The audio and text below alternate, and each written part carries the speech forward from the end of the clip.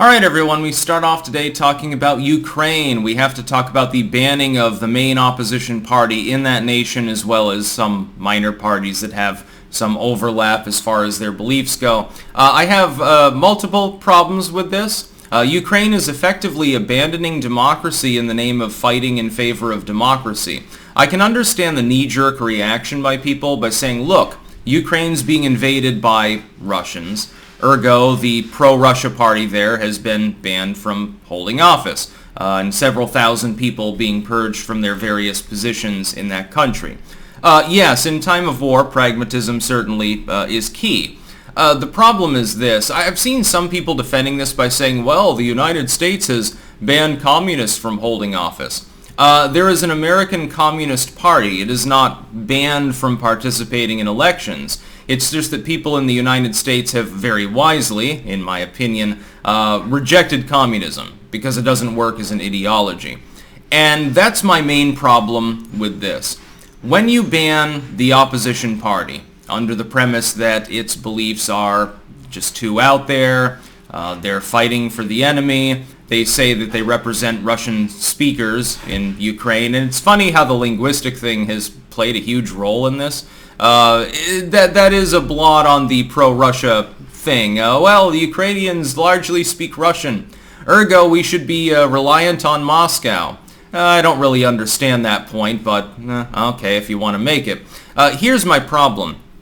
You're effectively saying that the Ukrainian people, if left to their own devices and allowed to vote for whatever party or ideology they want, are going to get conned. They're stupid, basically. They're going to get conned while they're being bombed by the Russians into voting for the Russians.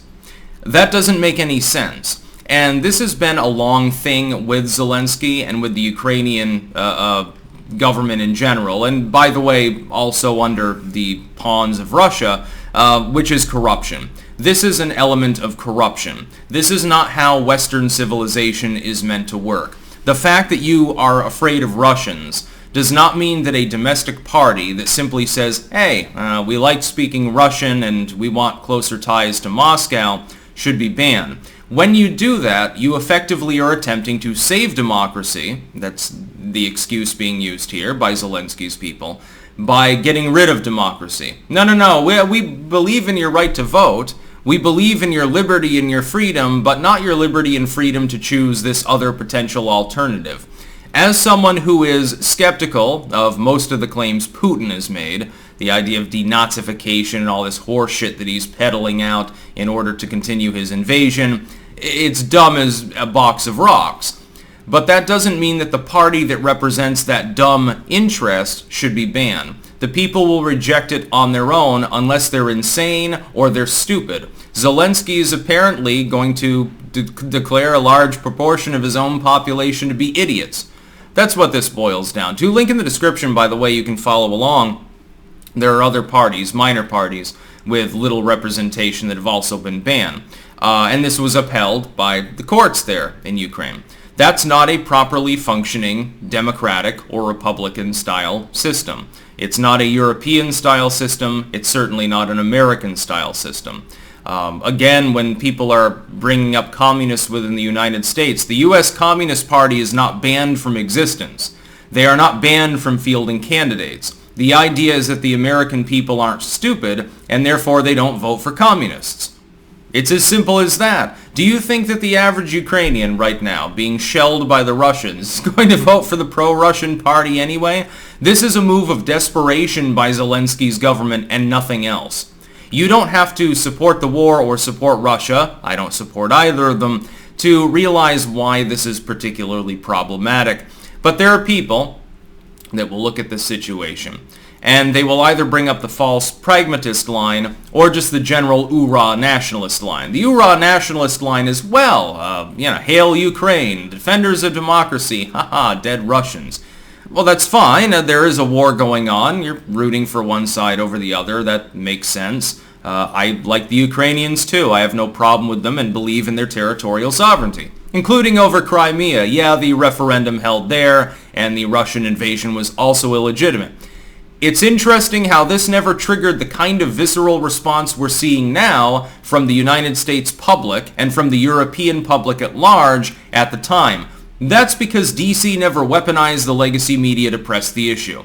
You do realize that your minds are being screwed around with, just to be clear. I support that concept. Ukraine should remain intact. They should remain independent. They gave up their nuclear weapon systems for a reason. I bet they wish in retrospect that maybe they had kept a couple of bunker busters behind, just in case for a rainy day. That's the hoorah nationalist line. The false pragmatism line is, well, there's a war going on, ergo they have to ban this party. Why would the Ukrainian people, unless insane or idiots, vote for that party? Unless your premise is, they'll vote for that party because they genuinely believe it's in their self-interest and they don't want a war with Russia. If they really believe that, and I don't think that the majority of Ukrainians do, but if they believe that, then why not respect that decision? They've decided they don't want to be shelled anymore. Maybe they've lost their will to fight or something like that. Is it not the right of a democratic populace to make decisions that are not supported by the bigwigs? When we get to the point where a globalist authority and people in empowered positions with a lot of money, generally linked to their nation or to other nations, by the way, are telling people what is or is not acceptable within the field of opinions within politics, you no longer have a functioning democracy. That's not the way a republic works. A republic works in that people can put their ideas out there, and regardless of how much you dislike those opinions, whether you're a layperson or an elite, regardless of whether you are a plebeian or you're a patrician, so to speak, in the Roman sense, that opinion is allowed to be promulgated, it's allowed to be spoken of, and it's allowed to be voted on. We're seeing attacks on actual democracy in the Western world in general on this same token. We have political and social opinions that are not even allowed to be addressed, let alone voted on, based on the premise that a bunch of billionaires don't like those opinions. That's what's happening in the United States. A bunch of billionaires in big tech and in the legacy media and legacy politicians won't even allow to be discussed certain opinions. They are dogpiled and they are censored. They're not dogpiled in the most pure sense, which is the average person will reject them. They're simply not discussed at all because they're not allowed to be discussed on any meaningful platform. This is a step beyond this, and this is what I would warn people in the United States, in parts of Western Europe, Canada, etc. of. This is what we are inevitably headed towards in the near future if we don't stop. If we don't actually defend the literal democracy that we have and the ability of all opinions, no matter how depraved or stupid, to be actually aired out, and sunlight's the best disinfectant, I think that they should be aired out in more ways than one, we no longer have a functioning representative system.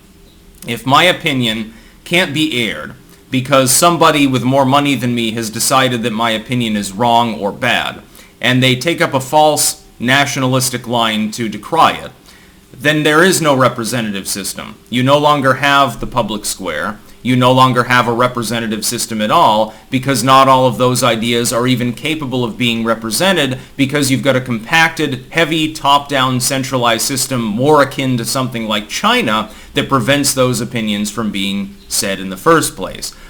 This is crazy. It's a terrible idea.